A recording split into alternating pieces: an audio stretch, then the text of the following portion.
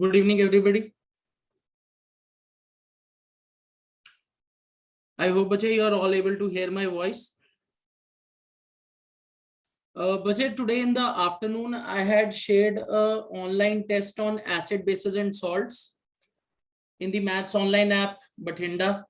उस पे मैंने एक एसिड बेसिस सॉल्ट्स का टेस्ट डाला है. आई होप आपने वो देख लिया होगा. उसकी बचे कोई लिमिट नहीं है, एंड लिमिट नहीं है. So once you are through with acid, bases and salts and you are confident enough, you have revised, you can then go on to the app and then revise attempt the test. All right. Chalo. So बच्चे, I think I was just waiting for other students to join क्योंकि नया group बना था WhatsApp का, so I had just waited for a while. Okay. So बच्चे, we'll be starting up with our class now, and as बच्चे discussed earlier, हम क्या करेंगे? We'll be starting up with carbon and its compounds. Okay. It is a chapter of great importance, पर इसका बहुत सारा portion जो है इस बार डिलीट हो चुका है. So will be picking up the portion which is going to come in term 2 syllabus. Alright, about I think 70% of the chapter is deleted. तो इसका जो इनिशियल पोर्शन है सिर्फ वही आएगा. Okay, so will be discussing that portion. I think 2-3 बच्चों ने बोला था कि उनकी क्लास में ये चैप्टर हो चुका है. Alright, so will B beginning up with this chapter. Okay, and after this we'll be only left with chemistry portion. इसके बाद सिर्फ हमारे पास chemistry का portion बच जाएगा.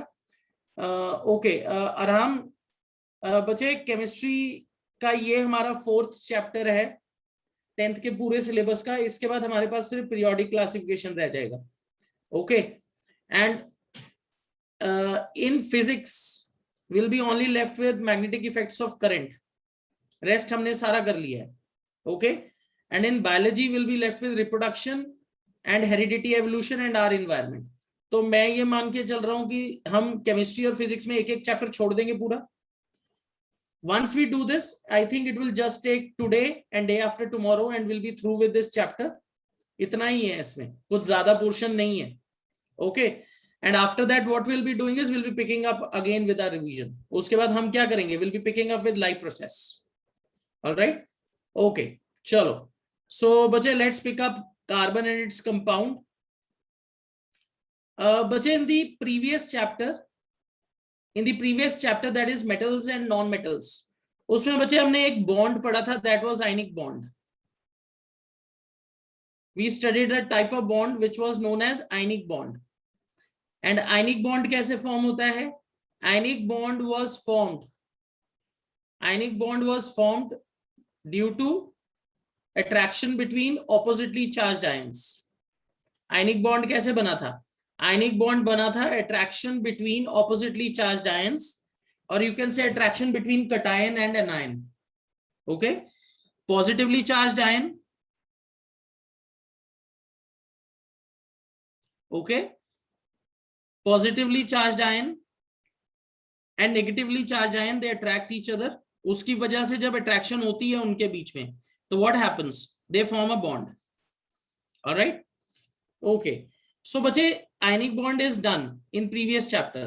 When you talk about carbon and its compounds, इसमें बच्चे एक स्पेशल बॉन्ड बनता है which is known as covalent bond. Okay, when you talk about carbon compounds, इसके अंदर एक स्पेशल बॉन्ड बनेगा which is covalent bond. There are many other compounds, many other elements you can say which also show covalent bonding. पर बच्चे carbon के अंदर ये बहुत ज्यादा prominent है. Okay, so first of all, what we'll be doing is I'll be giving you the definition of covalent bonds. What are covalent bonds? Okay, उसके बाद हम देखेंगे ये कैसे फॉर्म होते हैं. So बच्चे, when you talk about covalent bonds, okay, covalent bond क्या होता है? It is formed by sharing of electrons. In ionic bonding, बच्चे, what happens? Electron transfer occurs between one atom to another, जिसकी वजह से oppositely charged ions develop होते हैं. And these oppositely charged ions, what they do? They attract each other. Okay? And when they attract each other, उसकी वजह से ionic bond बनता है. पर बच्चे, when you talk about covalent bonding में क्या हो रहा है? It is formed by sharing of electrons. Covalent bonding में क्या होगा, एटम्स इलेक्ट्रॉन्स आपस में शेयर करेंगे और बॉन्ड बनाएंगे। सो कोवलेंट बॉन्डिंग को हम कैसे डिफाइन करते हैं, it is a bond,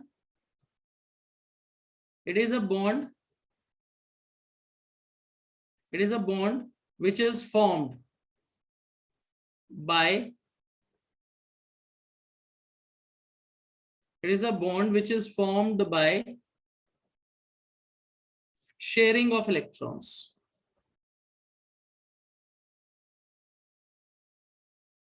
All right, covalent bond क्या है बच्चे, it is a bond which is formed by sharing of electrons.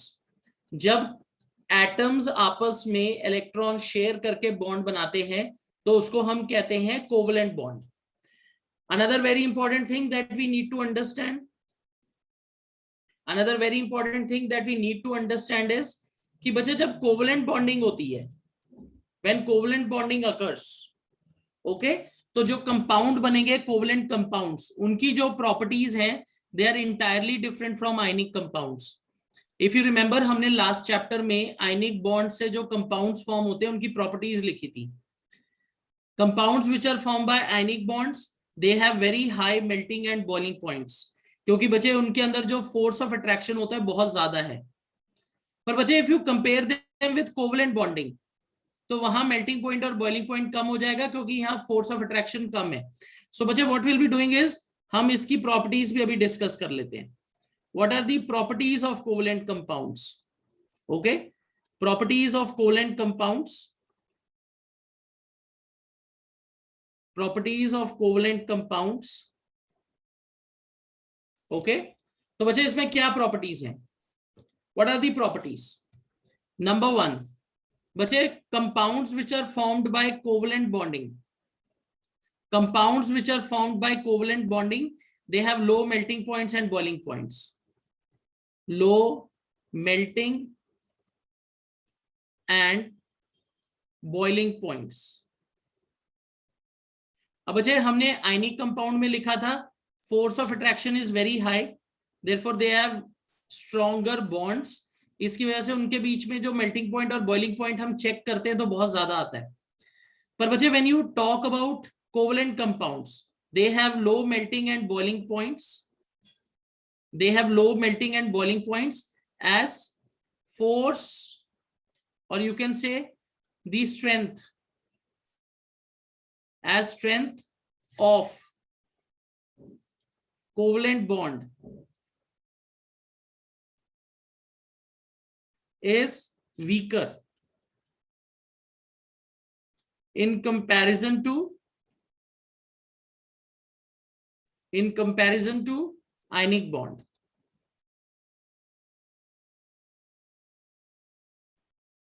Okay, तो बच्चे जो बॉन्ड कोवलेंट बॉन्डिंग की वजह से बनता है उसकी जो स्ट्रेंथ है वो बहुत वीक होती है, जिसकी वजह से कोवलेंट कंपाउंड्स के अंदर बच्चे क्या होता है, they have low melting and boiling points। all right, okay, second property बचे हम क्या लिखेंगे?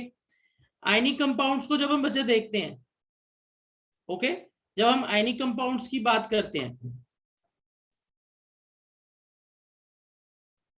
ओके, आयनिक कंपाउंड्स के अंदर बच्चे आयंस प्रेजेंट होते हैं in solution form or in molten form, so they are good conductors of electricity। पर बच्चे जब आप कोवलेंट कंपाउंड्स के साथ इनको कंपेयर करते हो, okay, covalent compounds are poor conductors of electricity, covalent compounds are poor conductor of electricity.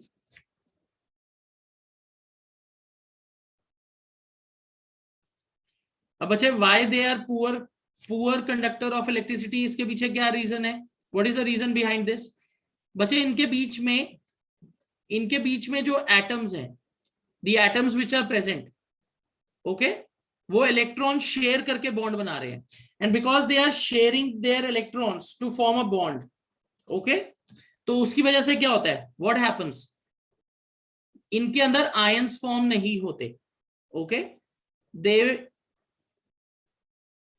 do not show, they do not show presence of ions or free electrons for conducting electricity. All right, तो covalent compounds क्या होंगे? They are poor conductors of electricity, क्योंकि इनके अंदर बचे ions नहीं है या इनके अंदर फ्री इलेक्ट्रॉन्स नहीं है. Okay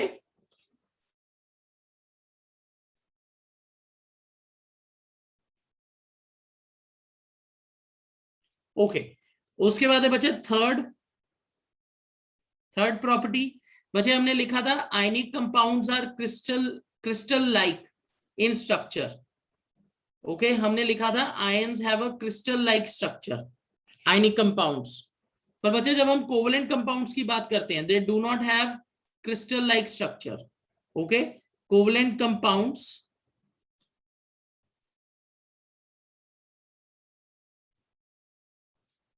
are generally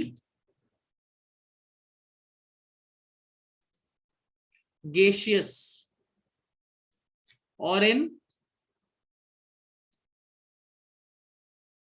liquid state. Therefore, do not show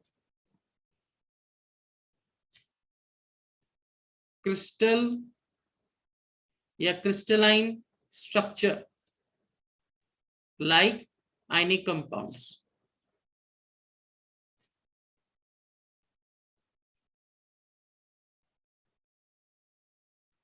okay बच्चे इनके अंदर क्योंकि कोवलेंट बॉन्डिंग है और उसकी वजह से ये जनरली किस फॉर्म में मिलेंगे? गैसियस या लिक्विड स्टेट में. सॉलिड फॉर्म में भी मिलते हैं पर जनरली गैसियस या लिक्विड स्टेट में मिलेंगे, जिसकी वजह से क्या होता है, इनके पास क्रिस्टल लाइक स्ट्रक्चर नहीं है जैसे आयनिक कंपाउंड्स के अंदर है. ठीक है. फोर्थ इंपॉर्टेंट प्रॉपर्टी बच्चे, दे will dissolve in non polar solvents. they generally dissolve in non polar solvents. Okay तो ये जनरली क्या करते हैं बच्चे, नॉन पोलर सॉल्वेंट्स के साथ क्या करेंगे? डिसॉल्व करते हैं. What are non polar solvents बच्चे? जो खुद चार्ज सेपरेट नहीं कर सकते. जैसे हमने बच्चे आयनिक कंपाउंड्स के अंदर पढ़ा था, ionic compounds dissolve in polar solvents. अगर आप कोवलेंट कंपाउंड्स लोगे, they will generally dissolve in non polar solvents. Exception हो सकते हैं पर generally they will dissolve in non polar solvents. तो बच्चे these are 4 important properties of covalent compounds which are formed by covalent bonding. बच्चे क्या ये पॉइंट्स क्लियर हैं? इसमें कोई डाउट तो नहीं है? यू नीड टू अंडरस्टैंड कि आयनिक कंपाउंड से बिल्कुल डिफरेंट प्रॉपर्टीज होंगी इनकी. Okay entirely different. That is due to sharing of electron and covalent bonding. Okay चलो लेट्स मूव ऑन. अब बच्चे बात करते हैं types of covalent bonds. Types of covalent bonds बच्चे देखो, जैसे अल्कोहल है. Alcohol is a covalent compound but it dissolves in water. Okay water जो है खुद उसमें कोवलेंट बॉन्डिंग है पर वो पोलर सॉल्वेंट है. तो बच्चे एक्सेप्शंस हो सकती हैं. ऑलराइट पर देखो जैसे केरोसिन है, kerosene is carbon compound, covalent compound, it will not dissolve in water क्योंकि वो पोलर है. Water is polar solvent. ठीक है तो एक्सेप्शंस केमिस्ट्री में होंगी, एक्सेप्शंस की भी एक्सेप्शंस होती हैं. ऑलराइट इज दैट क्लियर आराम? ऑलराइट चलो अब अच्छा let's talk about types of covalent bond.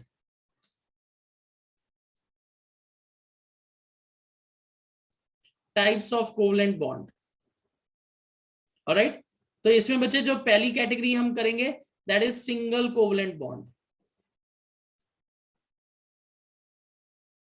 Single covalent bond अब अच्छा, what do we understand by the term single covalent bond? मैं अभी आपको इसका एग्जांपल भी देता हूं। सिंगल कोवलेंट बॉन्ड का क्या मतलब है बच्चे? जब दो एटम्स या उससे ज्यादा आपस में सिर्फ एक ही इलेक्ट्रॉन को शेयर करते हैं, मतलब एक electron pair, one from each, then it is known as a single covalent bond.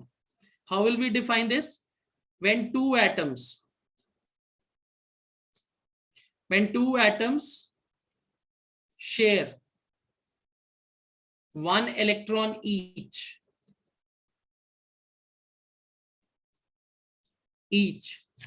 to form a bond each, then a single covalent bond is formed.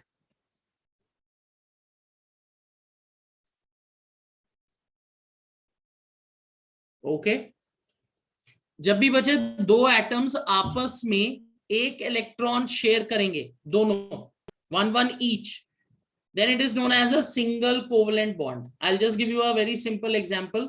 Hydrogen gas.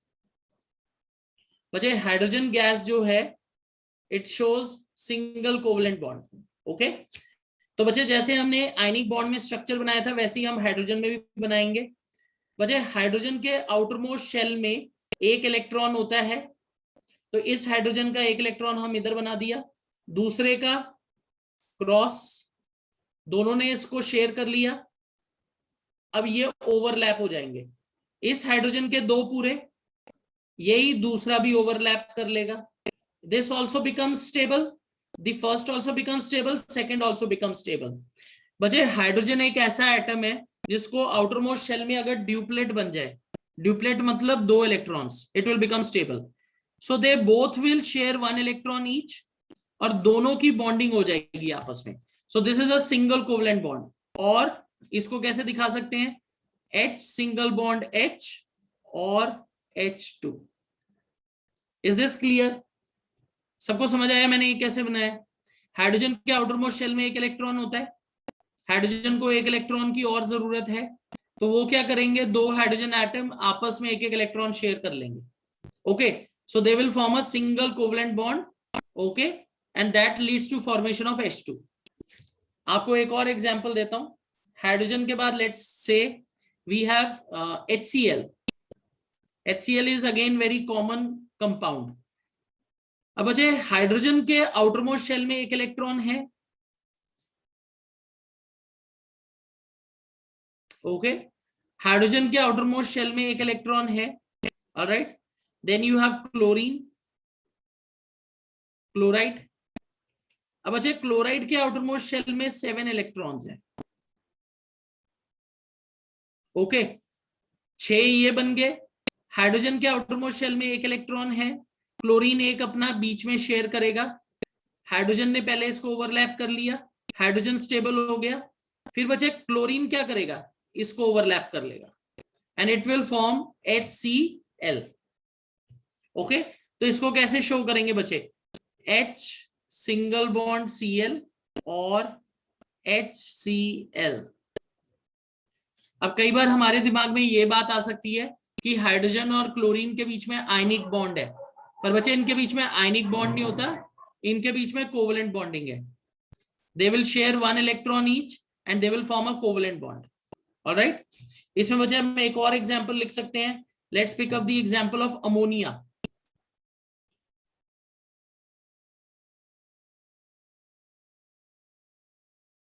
हाँ जी देवादत्तन बोलो। जो हाइड्रोजन का है दो आयन होता है ना सर, एक होता है हाइड्रोजन आयन और एक हाइड्राइड होता है, H- और H+ भी होता है, तो उसके हाँ साथ जी कोई बॉन्ड होता है? अब बच्चे देखो, जब आप हाइड्राइड की बात करते हो ना, हाइड्राइड Na के साथ कंबाइन होके वो क्या फॉर्म करेगा, NaH। ठीक है तो सोडियम और आउटर मोस्ट शेल में कितने इलेक्ट्रॉन है सोडियम के पास? 1। हाइड्रोजन के आउटर मोस्ट शेल में कितने इलेक्ट्रॉन है? 1। तो अगर आप उसका आयनिक बॉन्ड देखना चाहते हो तो सोडियम हाइड्राइड बन जाएगा NaH। पर बच्चे हमारे दिमाग में ये बात आती है कि HCl में ऐसा होता है, HCl में आयनिक बॉन्ड नहीं बनता, HCl में कोवलेंट बॉन्डिंग होती है। ठीक है तो ये हमें याद रखना पड़ता है, you will have to remember this. HCl कई बच्चों के दिमाग में आ सकता है कि ये तो आयनिक बॉन्ड फॉर्म करता होगा, ऐसा नहीं है। It is showing presence of a covalent bond. Okay, उसके बाद बच्चे let's pick up example of ammonia. मैं आपको टिपिकल एग्जांपल कराऊंगा जो आपको बोर्ड एग्जाम में आएंगे। Ammonia NH3। अब बच्चे when you talk about NH3, nitrogen in between, okay, nitrogen को बीच में रखते हैं, 3 हाइड्रोजन बना लेते हैं क्योंकि अमोनिया गैस में 3 हाइड्रोजन है। ऑलराइट, अब बच्चे if you right the electronic configuration of nitrogen, it is 2,5, atomic number is 7, तो इसका इलेक्ट्रॉनिक कॉन्फ़िगरेशन हो जाएगा 2,5, यानी आउटर मोस्ट शेल में 5 इलेक्ट्रॉन। तो बच्चे 2 इलेक्ट्रॉन मैंने यहां बना दिए नाइट्रोजन के, जो डायरेक्ट बॉन्डिंग में नहीं इन्वॉल्व होंगे। एक ये इसके साथ शेयर करेगा, एक इसके साथ, एक इसके साथ। ओके, हाइड्रोजन अपना एक डोनेट करेगा, इधर शेयर करेगा, एक हाइड्रोजन यहां शेयर करेगा जो नाइट्रोजन के साथ बॉन्ड बन रहा है यहां। ऑलराइट, एक यहां हो गया, तो तीनों एक एक शेयर करेंगे। सबसे पहले बचे हाइड्रोजन के पूरे करिए।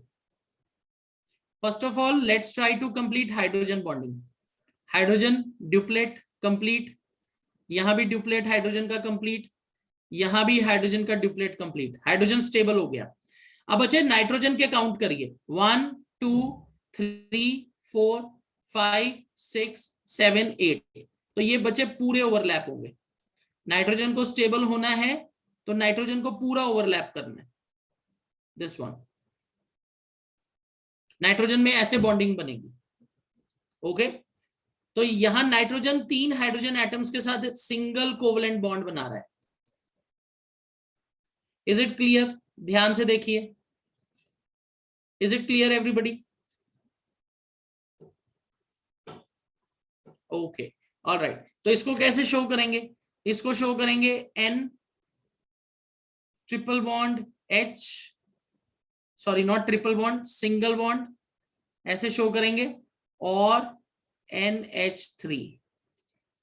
तो यहां नाइट्रोजन 3 हाइड्रोजन एटम्स के साथ सिंगल बॉन्डिंग कर रहा है। Alright, I will just explain this once again. बचे नाइट्रोजन की इलेक्ट्रॉनिक कॉन्फ़िगरेशन क्या है? 2,5, यानी आउटर मोस्ट शेल में 5 इलेक्ट्रॉन है और नाइट्रोजन को 3 और इलेक्ट्रॉन्स की जरूरत है।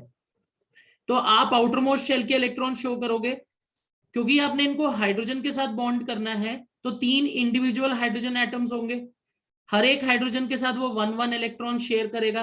तो hydrogen 1 from hydrogen, 1 from nitrogen, 1 from hydrogen, 1 from nitrogen, इस साइड भी 1 फ्रॉम हाइड्रोजन, 1 फ्रॉम नाइट्रोजन। ये 2 बचे डायरेक्ट शेयर नहीं होंगे, ये ऊपर रह गए। सबसे पहले हाइड्रोजन के कंप्लीट करो। इस हाइड्रोजन के 2 हो गए स्टेबल, इस हाइड्रोजन के 2 हो गए stable, this hydrogen also becomes stable. फिर नाइट्रोजन क्या करेगा बच्चे? ये सारे इलेक्ट्रॉन्स को ओवरलैप करेगा, तभी तो उसके 8 पूरे होंगे। 1 2 3 4 5, 5 तो अपने हैं, 3 ये सिंगल हाइड्रोजन से ले लेगा, 1 2 3, सो 5 + 3 is 8। This is how nitrogen will become stable. तो नाइट्रोजन क्या कर रहा है? 3 हाइड्रोजन एटम्स के साथ सिंगल बॉन्डिंग कर रहा है, एक एक इलेक्ट्रॉन शेयर करके, and this is how ammonia gas is formed. Is this clear?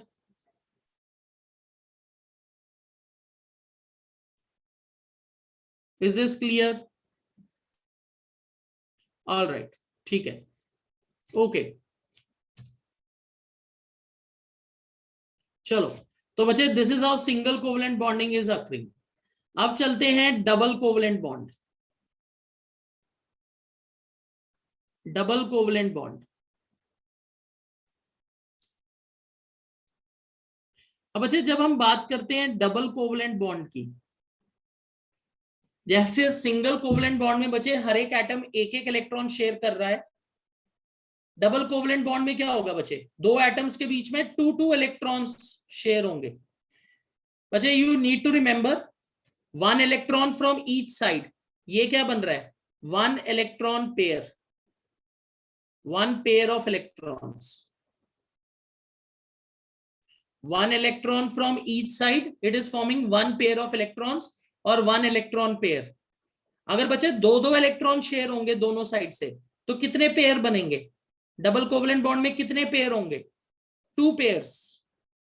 Between two atoms there will be 2 pairs because both the atoms are sharing 2 electrons each, 2 each. Okay, तो इसका example लेते हैं. Okay, first I have to write the definition. पहले definition लिखेंगे. When two atoms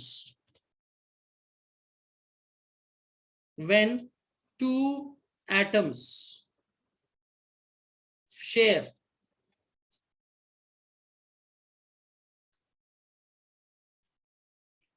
two electron pairs,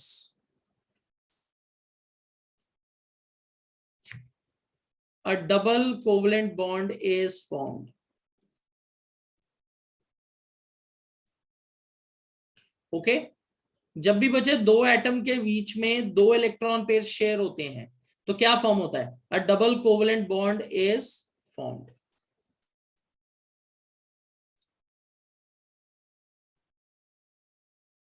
alright, एक double covalent bond बनता है. तो बच्चे I will just pick up the example of oxygen first. Oxygen का एग्जांपल लेते हैं O2. Oxygen gas. तो बच्चे ऑक्सीजन गैस का एटॉमिक नंबर है 8. तो इलेक्ट्रॉनिक कॉन्फ़िगरेशन हो जाएगी 2 6. आउटर मोस्ट शेल में 6 इलेक्ट्रॉन है. तो एवरी ऑक्सीजन रिक्वायर्स 2 इलेक्ट्रॉन्स. तो ये क्या कर सकता है? What it can do? It can share electrons. It can share electrons between itself. तो लेट्स सी, ऑक्सीजन यहां बना देते हैं. ओके, 1 2 3 4. ओके, और यहां ये अपने 2 इलेक्ट्रॉन सेंटर में दे देगा. दूसरा वाला 1 2 3 4 5, सॉरी गलत बना दिया मैंने. ये अपने 2 सेंटर में भेजेगा. ऑलवेज रिमेंबर बच्चे, draw electrons in pairs. Pairs में बनाइए ताकि काउंट करने इजी हो. ओके, अब क्या होगा बच्चे? इसको ये ओवरलैप करेगा. तो बच्चे इस वाले ऑक्सीजन के 8 पूरे हो गए. 1 2 3 4 5 6 7 8. सिमिलरली इसको देखिए, 1 2 3 4 5 6 7 8. तो बच्चे दोनों ऑक्सीजन के इलेक्ट्रॉन्स पूरे हो गए. You can write it as O double bond O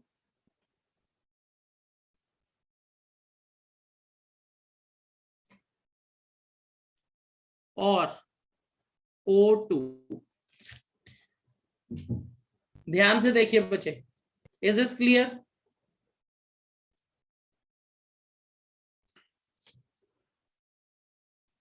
बच्चे please try to understand one thing.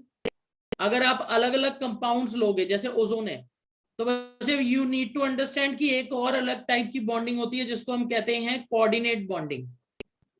तो बच्चे दैट इज समथिंग जो अब हमारे सिलेबस के बियॉन्ड चली जाती है. तो हम स्पेसिफिक एग्जांपल्स ही पिकअप कर सकते हैं. ओके, कोऑर्डिनेट बॉन्डिंग भी एक अलग टाइप की बॉन्डिंग है जिसमें वन साइडेड शेयरिंग है. तो बच्चे मैं आपको वही एग्जांपल कर रहा हूं जो प्योरली कोवलेंट बॉन्डिंग है, ताकि आप कंफ्यूज ना हो अभी. ओके, आप ये कह सकते हो कि हम बॉन्डिंग का बिल्कुल बेसिक कर रहे हैं जो आपके लेवल पे अभी स्टार्ट करनी है. एक और टाइप की बॉन्डिंग होती है बच्चे, कोऑर्डिनेट बॉन्डिंग, जो हम अभी डिस्कस नहीं कर सकते. That is beyond our syllabus. तो I will be just picking up typical examples जिनको आप इजीली समझ जाओ. ओके, तो ऑक्सीजन के बीच में बच्चे सीधे 2 इलेक्ट्रॉन शेयर हो गए. You will get a double covalent bond and O2. Okay, अब आगे चलते हैं. Let's pick up example of carbon dioxide, CO2. तो बच्चे we will place carbon in between और ऑक्सीजन को 2 एंड्स पे ऐसे प्लेस कर देते हैं. अब बच्चे we know outer most shell में कार्बन के 4 इलेक्ट्रॉन होते हैं.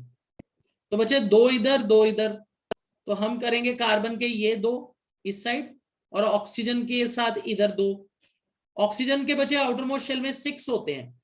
तो 1 2 3 4 और 2 ये सेंटर में शेयर करेगा. सिमिलरली ऑक्सीजन ये वाला भी यही करेगा.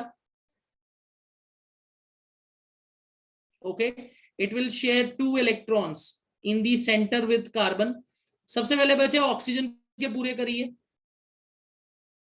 काउंट करिए 1 2 3 4 5 6 7 8 ऑक्टेट कंप्लीट। ये कार्बन, ये वाला ऑक्सीजन स्टेबल हो गया।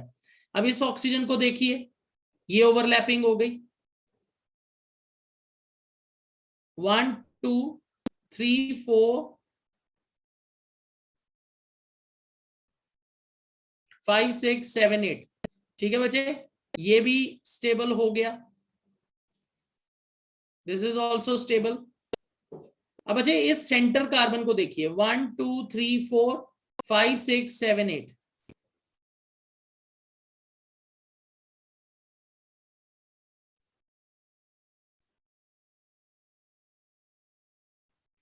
कार्बन के काउंट करिए बच्चे 1 2 3 4 5 6 7 8। तो ये कार्बन भी स्टेबल हो गया, कार्बन के भी बचे 8 इलेक्ट्रॉन पूरे हो गए। तो बच्चे इसको कैसे लिखेंगे, we will write it as O double bond C double bond O और CO2। Is this clear? सबको समझ आ गया ये? ऑलराइट, ठीक है। चलो नाउ बच्चे let's move on to triple covalent bonding. Let's move on to triple covalent bonding. कि ट्रिपल कोवलेंट बॉन्डिंग क्या होती है? अब अच्छा, when you talk about triple covalent bonds, triple covalent bond में कितने इलेक्ट्रॉन शेयर होंगे? How many electrons would be shared between triple covalent bonding? You will get 3 electron pairs. Okay, triple covalent bonding, we will be getting three electron pairs.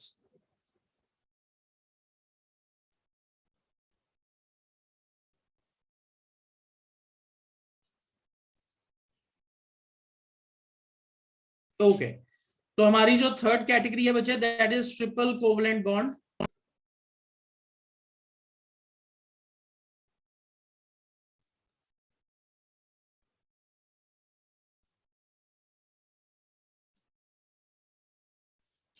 When two atoms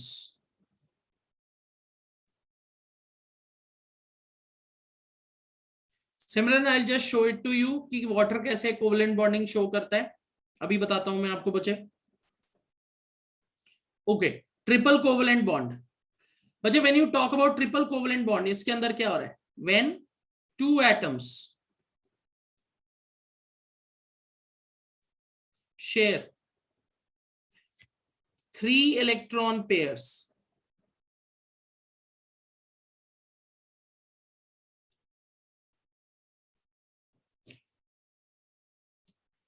triple covalent bonding,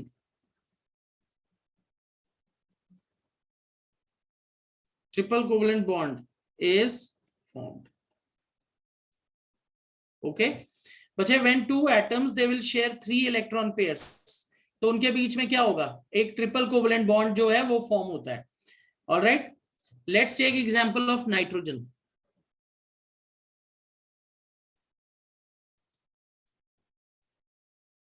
बच्चे nitrogen का example लेते हैं। Nitrogen की जब हम बात करते हैं बच्चे, नाइट्रोजन गैस की जो इलेक्ट्रॉनिक कॉन्फ़िगरेशन है बच्चे, नाइट्रोजन में कितनी होती है? 2 5। आउटर मोस्ट शेल में 5 इलेक्ट्रॉन है नाइट्रोजन। तो बच्चे नाइट्रोजन ने 3 इलेक्ट्रॉन शेयर करने हैं आपस में। So what is going to happen? इसके अंदर क्या होगा? जस्ट मोमेंट, लेट मी थोड़ा सा स्पेस आउट कर देता हूं बच्चे। आउटर मोस्ट शेल में इसके 5 इलेक्ट्रॉन शो करने हैं, तो 1 2 3 तो इसे शेयर करने हैं, 1 2 3। From this side also 1 2 3। Alright, just सही नहीं बन रहा।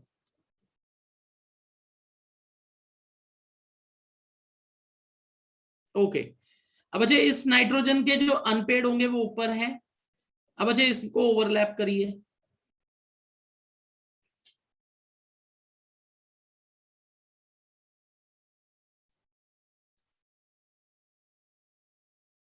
ऑलराइट बच्चे इस नाइट्रोजन के काउंट करिए 1 2 3 4 5 6 7 8, ये नाइट्रोजन स्टेबल हो गया। सिमिलरली बच्चे इस नाइट्रोजन के काउंट करिए अब 1 2 3 4 5 6 7 8, ये भी स्टेबल हो गया। ओके, तो बच्चे इसमें क्या हो रहा है, दो नाइट्रोजन एटम आपस में 3 इलेक्ट्रॉन पेयर को शेयर करके बॉन्डिंग बना रहे हैं। तो this is known as N triple bond N और N2। ओके, अब बच्चे यहां एक बहुत इंपॉर्टेंट चीज है जो आपको याद रखनी है। Whenever you are talking about covalent bonding, दो एटम्स के बीच में बच्चे सिंगल बॉन्डिंग हो सकती है, डबल बॉन्डिंग हो सकती है, ट्रिपल बॉन्डिंग हो सकती है, but there is nothing like quaternary bond. Triple bond से ज्यादा कभी नहीं बनेगा, उससे ज्यादा अगर आपको बॉन्ड बनाना है वो अनस्टेबल हो जाता है।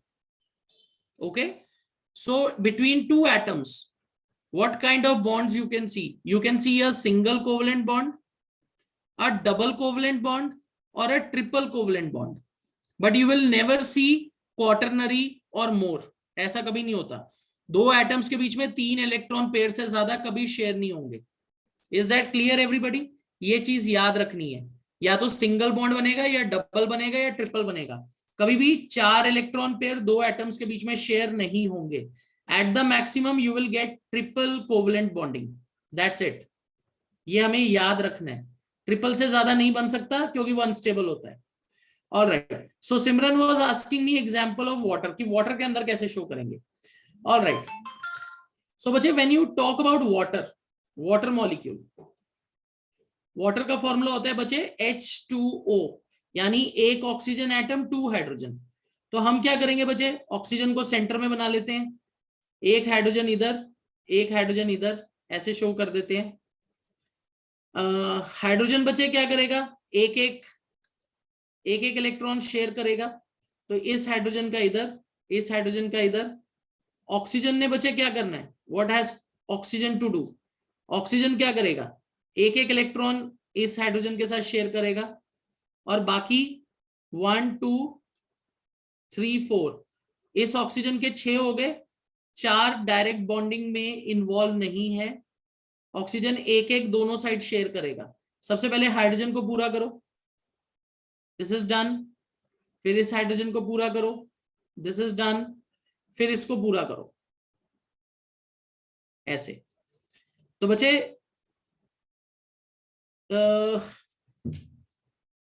बच्चे हम डॉट्स या क्रॉस इस तरीके से लगा रहे हैं ताकि हमें पता लगे कि कौन सा एटम इलेक्ट्रॉन जो है वो दे रहा है। ठीक है, इस तरीके से देखना है। This is the reason I am using what, मैं क्या यूज कर रहा हूं, मैं यूज कर रहा हूं crosses and dots. Okay, because this helps me to identify what electrons are being shared। Okay, ये आपकी मर्जी है बच्चे, डॉट क्या कर सक रहे हो आप,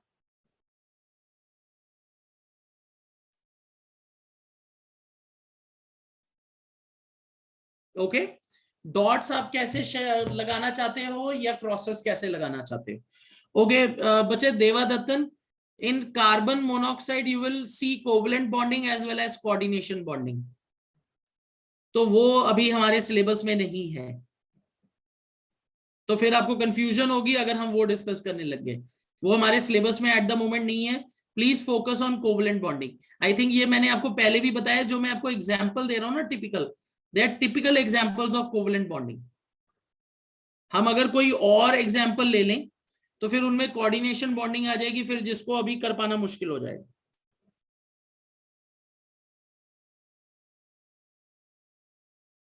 ठीक है बच्चे,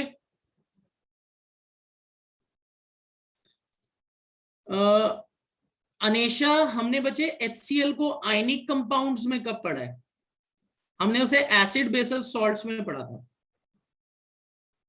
एक बार याद करिए।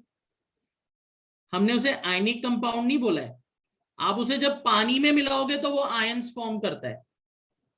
और आयंस कौन से फॉर्म करता है? It ionises to form H plus and Cl minus. पर बच्चे उन दोनों के बीच में आयनिक बॉन्डिंग नहीं है। अगर आप बच्चे ड्राई HCl गैस लेते हो Anisha, if you take dry HCl gas, क्या वो आयंस बनाता है? ड्राई HCl गैस क्या वो आयंस बनाता है? नो। उसके पीछे रीजन ही है। पर जब आप उसे पानी में मिलाओगे then it will show its acidic property. कैसे? Then it can dissociate to form ions with help of water. Charge separation होगी फिर वो आयंस बना पाएगा। ऑल राइट, सी बच्चे, there is no hard and fast rule. Dots किसके साथ बनाने हैं, क्रॉस किसके साथ बनाने हैं, ये आपकी कॉल है। पर हम अलग अलग इसलिए शो करते हैं ताकि आपको पता लग जाए कि कौन सा इलेक्ट्रॉन कहां से आया है। अगर मैं सब कुछ सेम बना दूंगा तो कई बार कंफ्यूजन हो सकती है।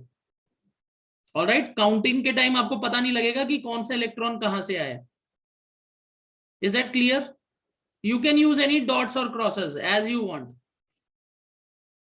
इट इज जस्ट दैट कि अब देखो, मैंने क्रॉस लगाया तो मुझे पता है ये हाइड्रोजन ने इलेक्ट्रॉन दिए, मैंने डॉट लगाया तो मुझे पता लग रहा है ये ऑक्सीजन ने दिए।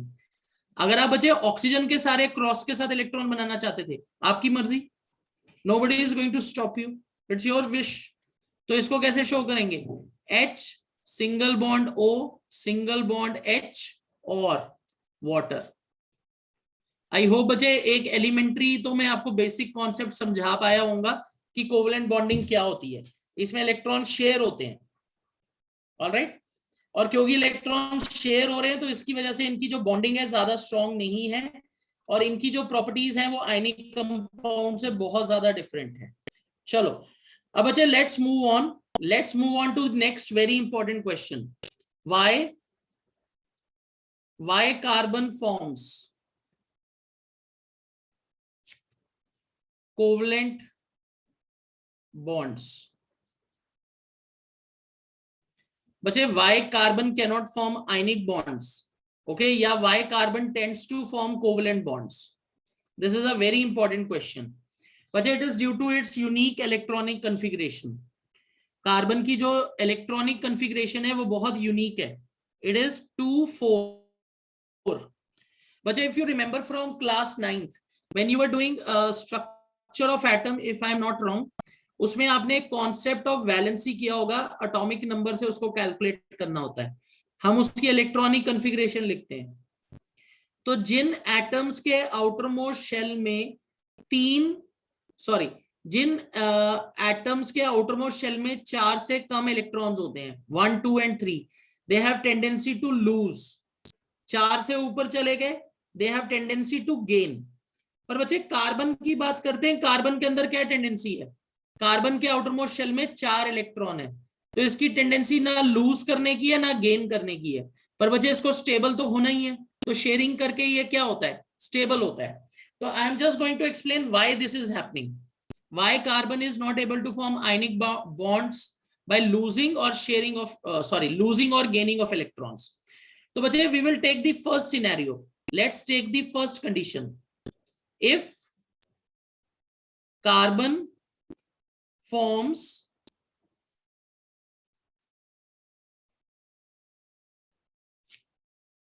C4 plus ion, या हम कह सकते हैं if carbon forms cation, why this is not possible? क्यों ये पॉसिबल नहीं है? तो बच्चे if I take a look at atomic number of carbon, carbon का एटॉमिक नंबर है 6, just a moment, Z is equal I'll just write it this way, okay, symbol, atomic number of carbon is 6, atomic number of carbon is 6. तो बच्चे if I write its electronic configuration K L 2 4, तो बच्चे in the outermost shell you will have 4 electrons. इसके outermost shell में कितने electrons होंगे? 4. तो बच्चे let's pick up a scenario where it is losing electrons. Okay, तो बच्चे let's say इस कंडीशन में जब ये एक इलेक्ट्रॉन लूज करेगा, if it loses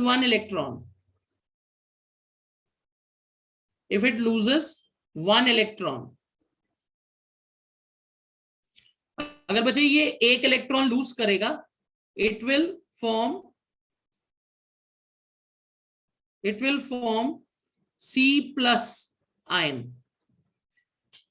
अब बच्चे जब ये C+ आयन बनाएगा, when it forms C+ ion, इसके अंदर क्या कंडीशन हो जाएगी? इसके अंदर कंडीशन हो जाएगी 2 3। If it loses 1 electron it will form C+ ion, और इसके अंदर क्या कंडीशन हो जाएगी? 2 3। पर बच्चे what will happen to number of protons? Number of protons कितने रहेंगे? Number of protons would be equal to 6। Number of electrons कितने हो गए? 5। नंबर ऑफ प्रोटॉन हो गए 6। अब बच्चे मुझे सोच के बताइए, जब आपने एक इलेक्ट्रॉन निकाल लिया तो नंबर ऑफ प्रोटॉन ज्यादा हो गए। अगर आप दूसरा इलेक्ट्रॉन निकालना चाहते हो, विल इट बी इजी और हार्ड? क्योंकि फोर्स ऑफ अट्रैक्शन बढ़ेगा कि कम होगा? इलेक्ट्रॉन्स कम हो गए, प्रोटॉन्स बढ़ गए। तो बच्चे जब आप सेकेंड इलेक्ट्रॉन रिमूव करने की कोशिश करोगे, it would be very difficult.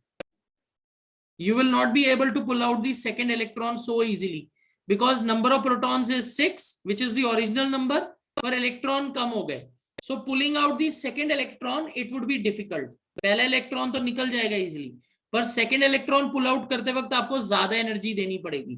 Okay, पर चलो let's say this happens।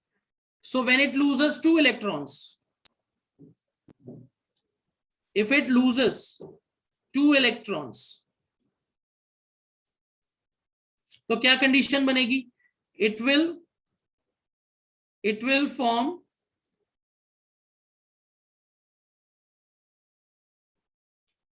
C2+ ion, ये कंडीशन बनेगी। ऑलराइट, तो बच्चे what would be electronic configuration? 2 2। अभी भी बचे यहां जो नंबर ऑफ प्रोटॉन्स हैं, कितने हैं? Number of protons is 6।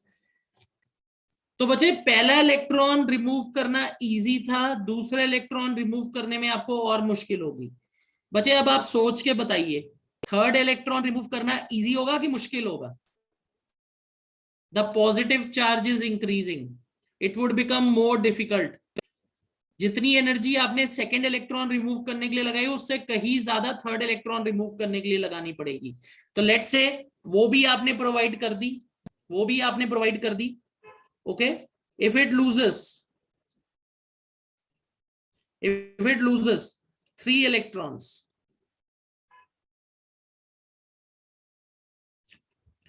it will form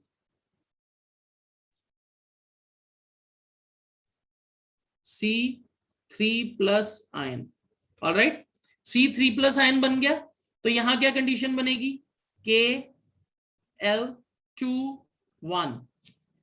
और यहां बचे नंबर ऑफ प्रोटॉन्स अब कितने हैं? नंबर ऑफ प्रोटॉन में कोई चेंज नहीं हुआ है, नंबर ऑफ प्रोटॉन्स इज 6। तो बचे थर्ड इलेक्ट्रॉन जब आपको रिमूव करना है तो आपको बहुत ज्यादा एनर्जी देनी पड़ेगी। अब आप सोचो, फोर्थ इलेक्ट्रॉन अभी भी रिमूव नहीं हुआ, तो do you think fourth electron remove कर पाना फिजिबल होगा? No, it will not be possible. बच्चे जो फोर्थ इलेक्ट्रॉन रिमूव करने के लिए आपको इलेक्ट्रॉन को देनी पड़ेगी वो बहुत ज्यादा है, और वो नेचुरल प्रोसेसेस में फिजिबल है ही नहीं। नेचुरल प्रोसेस में कभी भी इतनी ज्यादा एनर्जी अवेलेबल होगी ही नहीं।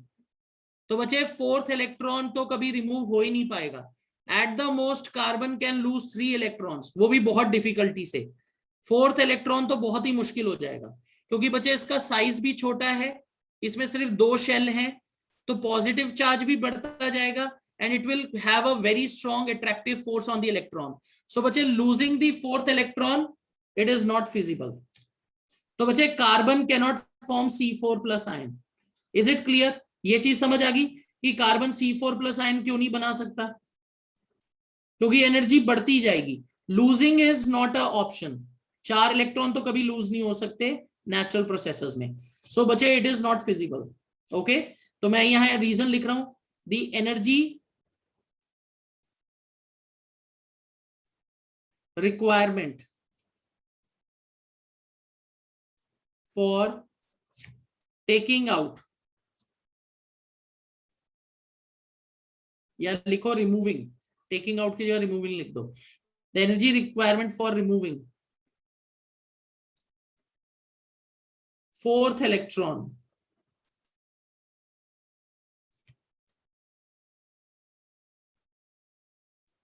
is very high, which is not feasible, which is not feasible.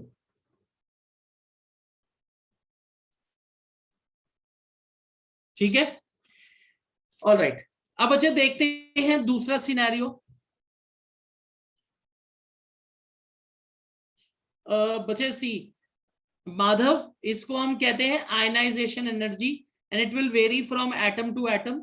मुझे वो एनर्जी याद नहीं है, अगर आप इसको देखना चाहते हो आप गूगल पे सर्च कर लो कि कार्बन की थर्ड आयनाइजेशन एनर्जी कितनी होगी। ओके, तो third ionisation energy first ionisation energy से बहुत ज्यादा होगी, और आपको फोर्थ इलेक्ट्रॉन रिमूव करने के लिए जितनी एनर्जी चाहिए वो तो नेचुरली अवेलेबल ही नहीं है। Is that clear Madhav? मुझे वैल्यू तो याद नहीं है पर हम इसे देख सकते हैं, it would be very high. वो एनर्जी आपको नेचुरली मिल ही नहीं पाएगी बॉन्डिंग के लिए। ओके चलो, अब अच्छा let's look at the second scenario. हमने ये कहा कि कार्बन कटायन फॉर्म करे तो क्या बनता है। Let's see if carbon gains electron, ये हमारी सेकंड सिचुएशन है। इफ कार्बन गेन्स इलेक्ट्रॉन्स, तो यहां क्या सिनेरियो होगा। Okay, Devadattan is saying 4620 kilo joules. Okay, तो बच्चे ये काफी ज्यादा एनर्जी है, it is enormous amount of energy, ठीक है ना। और ये नेचुरल प्रोसेसेस में आपको नहीं मिल पाएगी, ये बॉन्डिंग नहीं हो, फिर ये पॉसिबल ही नहीं है। तो फोर्थ के लिए अगर आप देखोगे तो इससे बहुत ही ज्यादा हो जाएगी। थर्ड के लिए भी 4620 है, तो फोर्थ की तो इससे बहुत ज्यादा हो जाएगी, ठीक है। तो दैट इज नॉट पॉसिबल। चलो, इफ कार्बन फॉर्म्स अनायंस, अगर बच्चे कार्बन अनायन फॉर्म करेगा, let's say the first condition, if carbon gains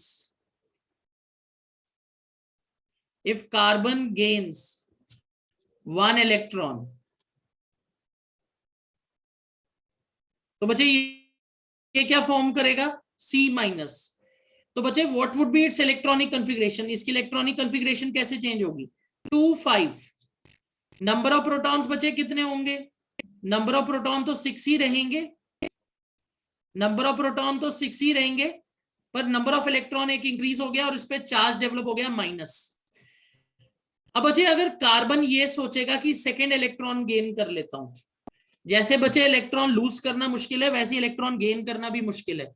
once carbon develops this negative charge, carbon पे बच्चे एक बार जब नेगेटिव चार्ज डेवलप हो गया, उसके अंदर आपको दूसरा एक इलेक्ट्रॉन देना है नेगेटिवली चार्ज।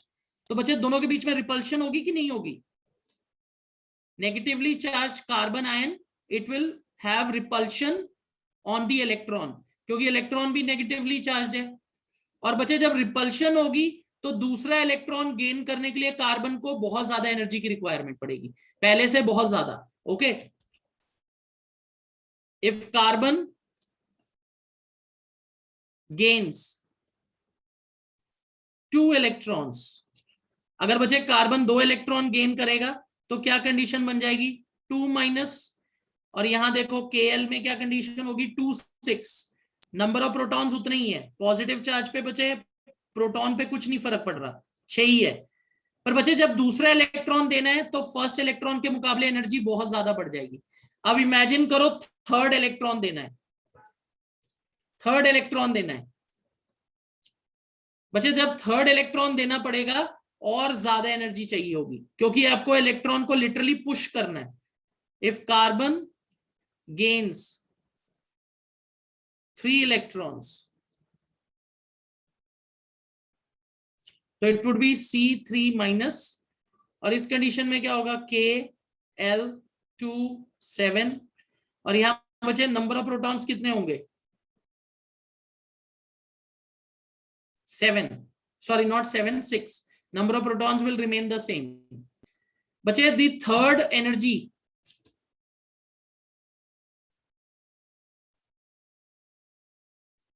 थर्ड इलेक्ट्रॉन के लिए जो एनर्जी की रिक्वायरमेंट है वो बहुत ही ज्यादा होगी। पर बच्चे चलो, कार्बन थर्ड इलेक्ट्रॉन तक जा सकता है, पर बच्चे अगर कार्बन ने फोर्थ इलेक्ट्रॉन गेन करना है तो उसके लिए जो एनर्जी की रिक्वायरमेंट है that is not feasible. Okay, the fourth, या आप लिख सकते हो the energy required for gain of fourth electron is not available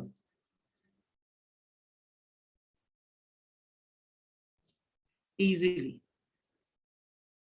ठीक है, तो बचे कार्बन के पास ना इलेक्ट्रॉन लूज करने का ऑप्शन है, ना इलेक्ट्रॉन कंप्लीटली गेन करने का ऑप्शन है, क्योंकि बच्चे दोनों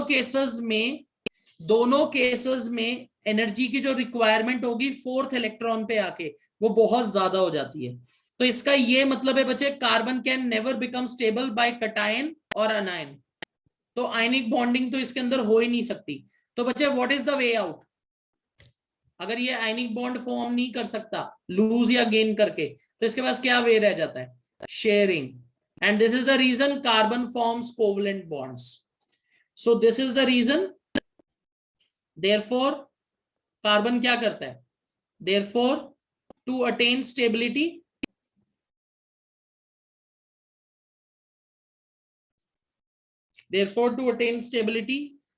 carbon forms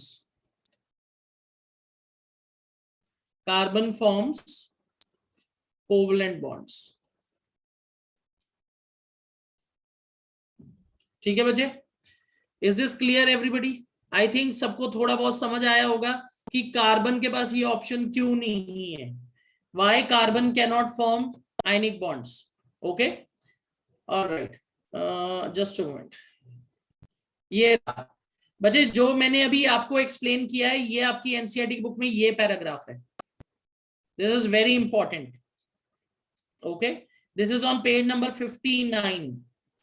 this is explaining why carbon can not form ionic bonds. Okay, क्योंकि बच्चे जो वो एनर्जी रिक्वायरमेंट है उसकी वजह से वो लूज या गेन नहीं कर सकता, it has only one way out, that is by sharing. ठीक है बच्चे, I hope this is clear to everybody. Okay, चलो, so बच्चे what we'll do today is we'll stop here today। आज हम यही रुकेंगे। Please revise it through, इसको आप एक अच्छी तरह एक बार रिवीजन जरूर करिएगा, easy concept है। Alright, I will share this PDF on the WhatsApp group बच्चे, I'll share it। ठीक है, okay, तो बच्चे नेक्स्ट क्लास में हम इसको कंटिन्यू करेंगे। I'll see you all in the next class. Please revise it through.